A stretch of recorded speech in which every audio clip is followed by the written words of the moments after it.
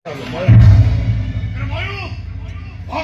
চিঞৰি চিঞৰি কওঁ যে ভগৱান আৰু কিমান দুৰ্ভাগ্যৰ খেল খেলিবি মোৰ লগত।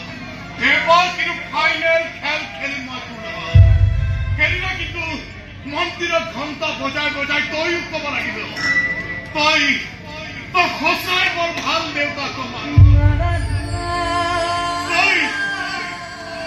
তই সঁচাই বৰ ভাল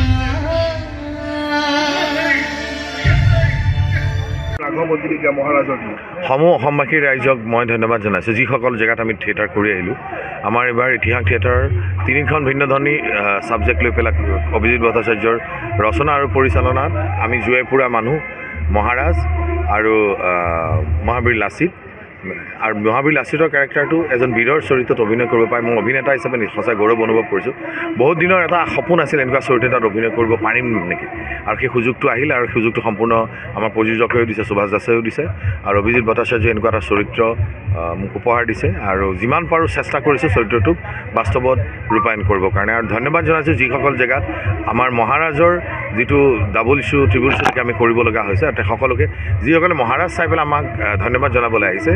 অকল মহাৰাজ বুলি 3খন নাটকে, বিশেষকৈ মহাৰাজ যিটো আমাৰ বেনাৰ ছেকেণ্ড ডে নাটক, আৰু সকলোকে ধন্যবাদ জনাইছোঁ আমাক এনেকুৱা ধৰণৰ মৰম আশীৰ্বাদ দিয়াৰ কাৰণে। বাইকৰ পৰা পৰিল সমালোচিত হ'ল ভ্ৰাম্যমান থিয়েটাৰ চাৰ্কাছ হ'ল, কিন্তু 94 চনৰ পৰা অভিনয় কৰিছে। গতিকে চাৰ্কাছ ভ্ৰাম্যমান থিয়েটাৰ যতীন বৰা কিন্তু মই নাভাবোঁ কিয় এখন নাটকৰ টেকনিক বস্তুটো মোৰ অভিজ্ঞতাই কয়, এইটো ভুল যদি মই নাজানো, যিটো টেকনিকটো 1.5 ঘণ্টা নাটকখনত 1 মিনিট বা 1.5 মিনিট থাকে বা 1 মিনিটেই হয়, সেইটোৱে এখন নাটকক আকৰ্ষিত কৰিব নোৱাৰে দৰ্শকক। নাটকখন ভাল হ'ব লাগিব। আৰু যিটো এইবাৰ ইতিহাস থিয়েটাৰ যিকেইখন নাটক দিছে, নাটক হৈছে মোৰ এক্সপিৰিয়েঞ্চৰ পৰা এটা কথা কওঁ, 94ৰ পৰা মই অন্যান্য বহুত কেইজন অভিজ্ঞ মানুহ, মোৰ স্কুলিংটো যদি সোধা হয় ভ্ৰাম্যমান থিয়েটাৰত মই যিকেইজন মহান ব্যক্তিক লগ পাইছোঁ, প্ৰশান্ত হাজৰিকাৰ পৰা আৰম্ভ কৰি আমাৰ ৰতন লহকৰ, কৃষ্ণ ৰয়, মহেন্দ্ৰ বৰঠাকুৰ, সেয়াব্ৰত বৰুৱা আৰু তাৰপিছত আহিছে হেমন্ত দত্ত, তেওঁলোকৰ লগত অভিনয় অৱা ক শিকি এইখিনি পৰ্যায় পাইছোঁ। তাৰ গুৰিতে হৈছে দৰ্শকসকলে মোৰ অভিনয়টো গ্ৰহণ নকৰা হ'লে আজি মই এনেকৈ ধৰণে ইণ্টাৰভিউ দিব নোৱাৰিলোহেঁতেন। আৰু মোৰ 6টা বছৰ বিৰতিৰ পিছত অসমৰ ৰাইজে এনেকৈ ধৰণে নাটককেইখন গ্ৰহণ কৰিছে, তাৰ কাৰণে সকলোকে ধন্যবাদ আৰু শুভেচ্ছা জনাইছোঁ। আৰু নিজক এটা আপোনালোকৰ আশীৰ্বাদ ক্ষীৰতলৈ আগবাঢ়ি গৈছোঁ। অনাগত দিনত ভ্ৰাম্যমান থিয়েটাৰ হওক, ছবি হওক, কাম কৰি যাম। এটাই কথা, যতীন বৰা অভিনেতা তেজত থকা বস্তু এটা, সেইটো মৃত্যু আগমুহূৰ্তলৈকে মোক খালি অভিনেতা যতীন বৰাক ভাল অভিনয় কৰিছে, চৰিত্ৰ অনুযায়ী, বয়স অনুযায়ী এনেকুৱা ধৰণৰ কাম মই কৰি যাম। ৰাঘৱ সন্দৰ্ভত, ব্যৱসায়িক দিশটো সন্দৰ্ভত কিবা ক'ব নেকি? ৰাঘৱ কথাটো কি হৈছে, মই ৰাঘৱ বহুতে বিভিন্ন ধৰণৰ কথা কৈছে, হয়তো মোৰ এক্সপেক্টেশ্যনটো বা মই বনোৱাটো ৰত্নাকৰৰ পিছৰ চিনেমা, ডেফিনেটলি তেওঁলোকৰ এক্সপেক্টেশ্যনটো বহুত আছিল, হয়তো সেই এক্সপেক্টেশ্যন আমি চুবগৈ নোৱাৰিলোঁ। সেইকাৰণে হয়তো কিছু ক্ষেত্ৰত এই ছবিখন যিটো পৰ্যায় পাব লাগিছে সেইখিনি নাপালে। আৰু যিসকলে ৰাঘৱ চাই পেলাই মোক উৎসাহ যোগাইছে আৰু তেওঁলোককো মই ধন্যবাদ জনাইছোঁ। আজি 2খন ছবি কৰিবৰ কাৰণে সাহস দিছে আপোনালোকে। অতি শীঘ্ৰে জেবি প্ৰডাকশ্যনত 3 নম্বৰ ছবিখন আমি এনাউন্স কৰিম আৰু পুনৰ আপোনালোকৰ পৰা আশীৰ্বাদ পাম। চাৰ্কাছ নাটক আৰু যতীন বৰাৰ দায়বদ্ধতা, পিতৃক মুখাগ্নি কৰি আহি নাটক কৰিছে। দায়বদ্ধতা কথাটো কি, আজি মই মোৰ জেগাত বেলেগ মোৰ জীৱনত মই দেখি আছিলোঁ যে কাৰোবাৰ দেউতাক ঢুকাল, মাক ঢুকাল, তেওঁলোকে তেনেকৈ আহি সেই বগা ড্ৰেছযোৰ পিন্ধি পেলাই চেঞ্জ কৰি আকৌ ষ্টেজত উঠে। এনেকুৱাও হয় যে নাটক কৰি থাকোঁতে থিয়েটাৰ মালিকক কয় যে অমুক ঢুকাল, তেওঁক খবৰটো দিব লাগে। মালিকৰো এটা মই দেখিছোঁ, এইটো ৰতন লহকৰ এটা ডাঙৰ কথা কৈছে। তৌফিকদাৰ যেতিয়া দেউতাক ঢুকাইছিল, দেউতাক কোনোবা ঢুকাওঁতে তেওঁ মহাভাৰত নাটকখন কৰিছে। নাটক শেষ হ'ল, তৌফিকদাৰে গাড়ী ৰেডি কৰি ৰাখিছে, নাটক শেষ, লগে লগে ঘৰলৈ গৈছে, তেওঁলোকৰ ধৰ্মীয় যিখিনি কাম আছিল সেইখিনি কৰি পেলাই আকৌ মোৰ ক্ষেত্ৰতো সেয়াকৈ হৈছে। মই ইতিহাস থিয়েটাৰ থাকোঁতে মোৰ দেউতা ঢুকাল, নলবাৰীৰ পৰা আহি আছিলোঁ, নলবাৰীৰ ৰাসত। সেইদিনাই দেউতাক লৈ গৈ মুখাগ্নি কৰি সেইদিনাই গৈ মঙলদৈত নাটক কৰিছোঁ। আৰু এই সাহসটো আপোনালোকে দিছে, আপোনালোকৰ মৰম চেনেহৰ কাৰণে এইখিনি অভিনয় কৰিবৰ কাৰণে সাহস পাইছোঁ। আৰু এনেকৈ মোক বুলিয়ে নহয়, আমাৰ শিল্পী যিসকল কলা কৌশলী সকলোকে এনেকৈ মৰম কৰক। আৰু ভ্ৰাম্যমান থিয়েটাৰ মই বহুত আশাবাদী, যথেষ্ট হিলদল এইবাৰ ভাল লাগিছে, প্ৰত্যেকখন থিয়েটাৰতে মানুহ হৈছে আৰু এতিয়া মই ভাবোঁ খুব শুভ লক্ষণ। ভ্ৰাম্যমানত কেতিয়ালৈকে থাকিব? মই থাকিম যেতিয়ালৈকে পাৰোঁ। 6টা বছৰ বিৰতিৰ পিছত আহিছোঁ, এবছৰ নহয় আৰু কণ্টিনিউ। অহা বছৰ হয়তো মই কোনোবা ছবি কেইখনমান আছে, তাৰপিছত আকৌ কণ্টিনিউ কৰি চাওঁ কি আপোনালোকক সময়ে জনাই দিম। প্ৰযোজক ৰূপে সেইটো এতিয়া নকওঁ, ইমান সহজ বস্তু নহয় প্ৰযোজক হোৱাটো, আৰু চেষ্টা কৰিম কি ধৰণে পাৰোঁ আগবাঢ়ি যাবলৈ। সময়ে আপোনালোকক আমি জনাই থাকিম। ভ্ৰাম্যমানত শ্ৰেষ্ঠ চৰিত্ৰ কোনটোক আখ্যা দিব? মই এটা কথাই কওঁ, বহুতকেইখন নাটক কৰিছোঁ। অসীমত যাৰ হেৰাল সীমাৰ চন্দন চৰিত্ৰটো মোৰ কাৰণে প্ৰিয়। অবুজ ধৰা অচিনকণা বৰ্ষা ৰাণী বিশালকে মই ভাওনা হৈছোঁ, সেইটো প্ৰিয়। এইবছৰ মই ভাবোঁ যে যিকেইটা চৰিত্ৰ দিছে অভিজিত ভট্টাচাৰ্যৰ ইতিহাস থিয়েটাৰ, আৰু মহাৰাজ চৰিত্ৰটো মোৰ কাৰণে যথেষ্টই চেলেঞ্জিং এটা কেৰেক্টাৰ। এই বয়সত সেইখিনি কৰিবৰ কাৰণে সাহস দিছে দৰ্শকে। অভিজিত ভট্টাচাৰ্যই এটা চৰিত্ৰ জন্ম দিছে। এই কেৰেক্টাৰটো আগুৱাই লৈ যোৱাৰ ক্ষেত্ৰত সকলো শিল্পী কলাকুশলে মোক যিটো সহায় কৰিছে, সকলোকে ধন্যবাদ জনাইছোঁ। সকলোৱে যি মহাৰাজ চোৱা নাই তেওঁলোকে আহক, মহাৰাজ চাওক আৰু ইতিহাস থিয়েটাৰক আগুৱাই লৈ যাওক। ফেচবুকত কিবা লিখিছে, আইনগত প্ৰক্ৰিয়া আঁতৰি আছে, আমাৰ উদাহৰণ মন নাই, তেনেকুৱা কিবা মন্তব্য দিব? আচলতে সেই ক্ষেত্ৰত মই আজি এটা মোৰ লাইভত মোৰ ফেচবুকত মই দিছোঁ, আৰু সেই বিষয়ে মই বেছি বহলাই ক'ব নোখোজোঁ। মই তাত লিখিছোঁ যে যি ক'বলৈ নাথাকে মই সেইখিনি কথাতে ক'লোঁ। এতিয়া মহাৰাজৰ আজি আছে, আপোনালোক আহিছে, মহাৰাজখন চাওক আৰু এই নাটকখনৰ বিষয়ে দৰ্শকক জনাওক। আৰু ভ্ৰাম্যমানত কি খনি লাগিছে নেকি, বা নটৰাজ ক্ষুণ্ণ হোৱা বুলি ভাবে নেকি এটাৰ পিছত আনটো ঘটনা? আচলতে নহয়, এইটো এটা মই ভাবোঁ এইটো আমাৰ 3 নম্বৰ 4 নম্বৰ পেণ্ডেল, আৰু তেনেকৈ বাকী বেলেগ থিয়েটাৰৰ কাৰণেও সেই একেটাই। এইটো এটা এতিয়াও আমি মানে কনফিডেঞ্চটো অহা নাই প্ৰত্যেকৰে, ধৰক বাইকে হওক বা হেৰি হওক, দুৰ্ঘটনা হয়, এইটো আৰু সৰু কথা। আৰু মই ভাবোঁ এনেকুৱা ধৰণৰ দুৰ্ঘটনা আগতেও বহুত হৈছিল, এইবাৰ হয়তো বহুতকেইটা ইনচিডেণ্ট হৈছে। আৰু মই ভগৱানৰ নটৰাজত প্ৰাৰ্থনা কৰিম যাতে অনাগত দিনত এনেকুৱা নহয়, আৰু নটৰাজে আমাক সকলোকে আশীৰ্বাদ দিয়ক যাতে আমি আৰু এই ধৰণৰ প্ৰচেষ্টাবিলাক আৰু আগুৱাই লৈ যাব পাৰোঁ।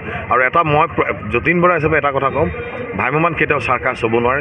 চাৰ্কাছৰ জেগাত ভ্ৰাম্যমান, যিটো আমি গৌৰৱ কৰোঁ ভ্ৰাম্যমান থিয়েটাৰৰ, যিটো ৱৰ্ল্ডত নথকা এটা বস্তু, য'ত আমি থলুৱা অসমীয়া মানুহৰ এটা অনুষ্ঠান, এই অনুষ্ঠানটো আমি আগুৱাই লৈ যোৱাৰ ক্ষেত্ৰত অকল যতীন বৰা বা শিল্পী কলাকুশলীৰ দায়িত্ব নহয়, সেই দায়িত্বটো অসমৰ ৰাইজৰো আছে। তেনেকৈ আগুৱাই লৈ যাব আৰু মই যথেষ্ট আশাবাদী। পোনপ্ৰথমে আপোনালোক সকলোলৈকে মোৰ ফালৰ পৰা, আমাৰ সমূহ ইতিহাস পৰিয়ালৰ ফালৰ পৰা আন্তৰিক শুভেচ্ছা থাকিল। হয়, আমি বহুত বেছি আশাবাদী। এইবাৰ আমাৰ তিনিওখন নাট যথেষ্টখিনি মৰম পালে, আশীৰ্বাদ পালে। জুয়েপুৰা মানুহ, মহাৰাজ, মহাবীৰ লাচিত, আৰু বিগত 5 বছৰৰ পৰা মোক বহুত মৰম দি আছে। আৰু ভ্ৰাম্যমানৰ যাত্ৰা ইতিমধ্যে আপোনালোকৰ মৰম আশীৰ্বাদৰ বাবেহে মই ইমানখিনি আগবাঢ়িবলৈ সাহস গোটাব পাৰোঁ। আৰু প্ৰতি বছৰ মই খুব ভাল টিমৰ লগত কাম কৰিবলৈ সেইখিনি সুযোগ পাওঁ। আৰু এইবাৰো যতীন দা আছে, আৰু এইবাৰ যতীন দাৰ লগত থাকি বহুতখিনি কাম শিকিব পাৰিলোঁ, আমাৰ বাকী যিসকল মানুহ আছে জ্যেষ্ঠসকল। আৰু সেইটোৱে ক'ম যে মহাৰাজ চাব আহিব, জুয়েপুৰা মানুহ, মহাবীৰ লাচিত, তিনিওখন নাটক ইমান বেলেগ ধৰণৰ নাটক হ'ল। আৰু মহাৰাজ বিশেষকৈ ক'ব লাগিব, আপোনালোকৰ মাধ্যমেৰে মই নাট্যকাৰ অভিজিত ভট্ট তেওঁক ধন্যবাদ দিওঁ, বা মই গ্ৰেটফুল ছাৰৰ ওচৰত যে মোক ইমান ধুনীয়া এটা চৰিত্ৰ দিয়াৰ বাবে। আৰু তিনিওখন নাটক বহুত বেছি সঁহাৰি পালে। আৰু আপোনালোকক সেইটোৱে ক'ম যে আহক, নাটক উপভোগ কৰক, আমাৰ তিনিওখন নাট, জুয়েপুৰা মানুহ, মহাবীৰ লাচিত, মহাৰাজ। সমালোচিত হৈছে ভ্ৰাম্যমান থিয়েটাৰ যতীন দা বাইকত পৰাৰ পিছতে যে কোৱা হৈছে ভ্ৰাম্যমান আৰু চাৰ্কাছ, কিন্তু অভিনয় আছে, অভিনেতা আছে, শিল্পী আছে। চাৰ্কাছ ভ্ৰাম্যমান এই যি সমালোচনা হৈছে, শৰ্মিষ্ঠাই কি ক'ব? মই 2019 পৰা ভ্ৰাম্যমানত আছোঁ। প্ৰথম বছৰ মই কহিনুৰত আছিলোঁ। সেই কহিনুৰতো টেকনিক আছিলে, আপোনালোকে যদি চাইছে দ্ৰৌপদী বস্ত্ৰহৰণ, তাত ট্ৰেইন এখন আছিলে, আৰু এটা আছিলে টেকনিক, যোনটো মোৰ ওপৰতে টেকনিকটো এপ্লাই কৰা গৈছিলে। কিন্তু তেতিয়া এনেকুৱা বস্তু আমি ফিলে কৰা নাই যে কেতিয়াবা এক্সিডেণ্টলি কিবা হৈ যাব পাৰে। সেইটো বস্তু এনেকুৱা নহয় বোলে আজি এইখন থিয়েটাৰৰ যতীন দা যোনটো হেৰি হ'ল, এইটো কাৰো টেকনিকেল ভুল এটা হ'ব পাৰে। আৰু যিকোনো ক্ষেত্ৰত আজি অকল এইটো বস্তুলৈ মানুহে যিখিনি, আৰু আজিকালি কেনেকুৱা হৈছে, মই সদায় এইটো বস্তু আহ্বান জনাওঁ যে কাৰোবাক আৰ্টিষ্টখিনিক ট্ৰল দিয়াৰ আগতে এবাৰ চিন্তা কৰি ট্ৰল দিব, কাৰণ আমি মানুহখিনিক এণ্টাৰটেইন কৰোঁ, আৰু ফুল ভৱিষ্যতে যাতে বাকী মানুহখিনিৰো নহয়, সেইটো কাৰণে আমি সদায় নিজে সজাগ থাকিব লাগে। আৰু যতীন দাৰ যোনটো হ'ল, সেইটো যতীন দাৰ ভুল নহয়, বা আমাৰ টেকনিকেল টিমটোৰো ভুল নহয়। কিবা এটা প্ৰব্লেমৰ কাৰণে আৰু তেনেকৈ ট্ৰলিটো এটা হৈ যাব পাৰে, কিন্তু আৰু আজি মোৰ লগতো হ'ব পাৰে, ময়ো তেনেকৈ ৰেম্পৰ পৰা ৰেকৰ্ড আছে। সেইটো যদি মানুহে ভিডিঅ' কৰি সেইটোতে ট্ৰল দি থাকে, সেইটো ভাবিম যে সেইটো হ'ব নালাগে। বা আজি যিখিনি থিয়েটাৰত কিবাকিবি সৰু সুৰা হৈ আছে। আৰু লগতে আপোনালোকৰ মাধ্যমেৰে মই আৰু এটা কথা ক'ব বিচাৰিম, আজি মোৰ কালিক এগৰাকীৰ যোনটো আপোনালোকৰ ইমান শ্বেয়াৰ হৈছে, মই নামটো ল'ব নিবিচাৰোঁ, সেইটো যাতে আপোনালোকে নকৰে, কাৰণ আজি তাইৰ লগত যিখিনি হৈছে সেইটো মোৰ লগতো হ'ব পাৰে। আৰু মই যিসকল শিল্পী আমি কাম কৰি আছোঁ, আপোনালোকৰ বাবে কাম কৰি আছোঁ। নাটকখনৰ আঁৰত যিখিনি আছে, যিখিনি মানুহ আমি কাম কৰোঁ, বহুত কষ্ট কৰোঁ, কাৰণ মানুহখিনিক যাতে আমি সন্তুষ্ট কৰিব পাৰোঁ। সাঁচি থোৱা ধন যিখিনি আজি চাব আহে আমাৰ নাটকখন, যাতে ৱৰ্থ হয় সেইখিনি মানুহখিনি যদি ভাল নাটক এখন উপভোগ কৰে সেইখিনি নকৰিব ৰাইজ সেইখিনি বিনম্ৰ অনুৰোধ সকলো মই মানে হাতযোৰ কৰি অনুৰোধ কৰিছোঁ এতিয়া ফেচবুক খুলিবই নোৱাৰি মাজতে আমাৰ এইটো নিউজ ওলালে এইটো বেলেগ থিয়েটাৰ ওলায় আজি মোৰ কৌকালিক এগৰাকীক লৈ এইটো চলি আছে এইটো নকৰিব কাৰণ আজি তেওঁলোকৰ লগত যি হৈছে মোৰ লগতো হ'ব পাৰে তো ময়ো সেইখিনি ফেচ কৰিবলগীয়া হ'ব পাৰে আপোনালোকৰ সৰু এটা হেৰিৰ কাৰণে বহুত বেছি ছ'চিয়েল মিডিয়াত সেই বস্তুটো আলোড়ন সৃষ্টি হয় আৰু আমি সদায় চেষ্টা কৰি যাম আপোনালোকক যেনেকৈ বিচাৰে তেনেকৈ কষ্ট কৰি নাটক দিবলৈ আৰু থাকিল টেকনিকৰ কথা প্ৰথম অৱস্থাৰ পৰা মই টেকনিকত আছোঁ টেকনিক চলি থাকে আৰু এতিয়া যতীন্দাৰ যোনটো হৈছে টেকনিক সেইটো মানুহখিনিয়ে ৰাইজে আঁকোৱালি লৈছে আজি সৰু সুৰা মিষ্টেক এটা হ'ব পাৰে আজি ধৰক ট্ৰলিত যাওঁতে ময়ো পৰি যাব পাৰোঁ কিন্তু সেইটো কাৰো দুখ নহয় কাৰো হেৰি নহয় তো মই ভাবোঁ আমি সচেতন থাকিম আমি অনাগত দিনত যাতে ৰাইজৰ একো ক্ষতি নহয় সেইটো আমি এলাৰ্ট হৈ আমি কাম কৰিম আমাক খালি মৰম আশীৰ্বাদ দি যাব মোৰ ভ্ৰাম্যমাণ থিয়েটাৰত বৰ্তমান 32 বছৰ হৈ আছে চলি আছে 32 বছৰ আৰু এবাৰ দ্বিতীয়বাৰৰ বাবে যতীন্দাক আমি লগ পাইছোঁ মই আগতে এবাৰ ৰাষ্ট্ৰীয় লগত পাইছিলোঁ খুবেই ভাল লাগে যতীন্দাৰ লগত অভিনয় কৰি আগতেও পাইছোঁ তেখেতক এই দ্বিতীয় বছৰৰ বাবে আৰু বেছি ভাল লাগিছে মহাৰাজ হৈছে এইবাৰ তেওঁ মহাৰাজ হৈ এইবাৰ ভ্ৰাম্যমাণ থিয়েটাৰৰ ইতিহাসততো ইতিহাসেই হৈছে এইবাৰ খুবেই ভাল হৈছে নাটকখন মহাৰাজ অভিজিৎ দেৱৰ সুন্দৰ নাটক লিখিছে ভাল লাগিছে যথেষ্ট ভাল লাগিছে 32 বছৰীয়া অভিজ্ঞতা নাটকেই কৰি আহিছে নাটকৰ লগত চাৰ্কাছ সমাহাৰ ঘটা বুলি যি সমালোচনা চলিছে অনুভৱ কি ব্যক্ত কৰিব সমালোচকক কি উত্তৰ দিব সেইটো আচলতে মই ক'বলৈ গ'লে অলপ অতিৰঞ্জিত হৈছে শব্দটো বিশেষকৈ চাৰ্কাছ কাৰণ কিয় মই জানো আমাৰ যিজন আমাৰ জনক ভ্ৰাম্যমাণ থিয়েটাৰৰ অচ্যুত লহকৰ প্ৰভু তেখেতেই এটা সময়ত অলচুমটি নাম দি মঞ্চখন ঘূৰাই দিছিলে তেওঁ যেতিয়া সিমানখিনি চিন্তা কৰিব পাৰিছিল হয়তো তেওঁ আজি থকাহেঁতেন আৰু বহুত কিবা চিন্তা কৰিলেহেঁতেন গতিকে আমি 3খন নাটকেই কৰিছোঁ 3খন নাটকৰ আমি প্ৰথম নাটকখন আমাৰ চাওক জুয়ে পৰা মানে অত্যন্ত সুন্দৰ নাটকখন তাতো আমি একো চাৰ্কাছ দেখাব যোৱা নাই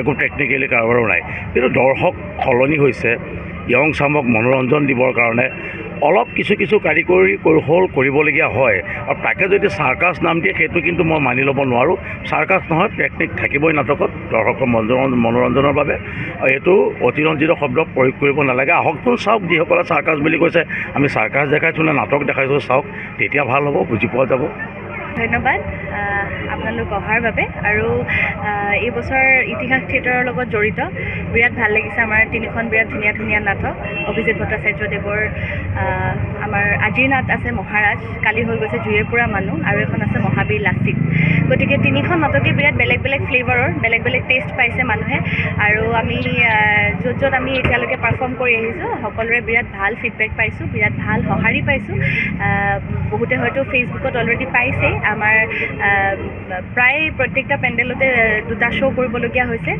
গতিকে মানুহে ইমান সঁহাৰি দিছে বহুত ভাল লাগিছে আৰু তাতকৈও ইম্পৰ্টেণ্ট কথা বিৰাট এটা বেলেগ কেৰেক্টাৰ কৰিবলৈ এবাৰ অলপমান চান্স দিছে অভিজিতে এটা ডাঙৰ ৰিস্ক একচুৱেলি কিন্তু কিমানখিনি কৰিব পাৰিছোঁ নাজানো কিন্তু মানুহে ভাল পাইছোঁ বুলি কৈছে গতিকে ভাল লাগিছে ভ্ৰাম্যমাণ থিয়েটাৰ চাৰ্কাছ সমালোচনা হৈছে বিভিন্ন ক্ষেত্ৰত ৰাইজে সমালোচনা কৰিছে ছ'চিয়েল মিডিয়াত দৰ্শক ৰাইজক কি কয় আশা কৰাৰ অনুভৱ একচুৱেলি কি হয় মই আগতেও এবাৰ এটা বাইট দিছিলোঁ তেতিয়াও কৈছিলোঁ আৰু এবাৰ লাইভ আহিছিলোঁ মই ফেচবুকত তেতিয়াও মই এবাৰ কৈছিলোঁ যে কিছুমান টেকনিকেলি আমাৰ ডেভেলপমেণ্ট কৰিবলগীয়া হৈছে ভ্ৰাম্যমাণ জগতত সেইটো একচুৱেলি মই কি কওঁ উইথ জেনেৰেশ্যন যেনেকৈ বস্তুবিলাক আপগ্ৰেড হৈ আহি আছে তেনেকৈ ডেফিনেটলি ভ্ৰাম্যমাণ থিয়েটাৰো আপগ্ৰেড হ'বলৈ বাধ্য হৈছে তাৰমানে কি হয় আজিকালি চব বস্তুৱে চব মানুহে চব বস্তুতে অলপমান মছলা বিচাৰে চব বস্তুতে অকণমান ইউনিকনেছ বিচাৰে অকণমান বেলেগ টেকনিক বিচাৰে গতিকে যিহেতু মানুহে মানে ইমান দিনৰ কষ্টৰ পিছত দিনটোৰ কষ্ট কৰি অহাৰ পিছত এণ্টাৰটেইনমেণ্টৰ কাৰণে নাটক এখন চাবলৈ আহে তো তাত আহি সুখ দুখ ফাইট টেকনিক সকলো বস্তু বিচাৰে গতিকে আমিও সেইমতে আমিও দেখুৱাব পাৰিব লাগিব তেতিয়াহে তাৰমানে মানুহে ভাল পায় গতিকে মানুহৰ ইন অডিয়েঞ্চ ডিমাণ্ড আমি কিছুমান কাৰবাৰ কৰিবলগীয়া হয় আৰু মই নাভাবোঁ চাৰ্কাছ বুলি কিছুমান বস্তু টেকনিকেলি কৰা যায় সেইবিলাক চাৰ্কাছত কেতিয়াও নপৰে বুলি ভাবোঁ হয় বাৰু কিছুমান বস্তু ৰিস্কি হৈ পৰিছে কিন্তু তাতে আমি যদি টেকনিকেলি আমি ভালকৈ কৰোঁ ক্লিয়াৰ কাটকৈ বস্তুবিলাক কৰোঁ নিশ্চয় এনেকুৱা অঘটন কিছুমান নঘটিব চাগে আৰু সেইবিলাক এক্সিডেণ্ট কিছুমান ঘটি যায় সেইটো এক্সিডেণ্ট যেনেকৈ আমাৰ ৰাস্তাত খোজকাঢ়ি থাকোঁতেও কেতিয়াবা উজুতি খোৱা যায় তেনেধৰণে এক্সিডেণ্ট চব বস্তুতে হয় গতিকে ৰিস্ক ল'ব লাগে চব বস্তুতে ৰিস্ক আছে গতিকে ৰিস্কটো ল'ব লাগে মানুহে আঁকোৱালি ল'ব লাগে সেয়াই যিকোনো খবৰৰ বাবে যোগাযোগ কৰক 7099017330 অথবা 7099017990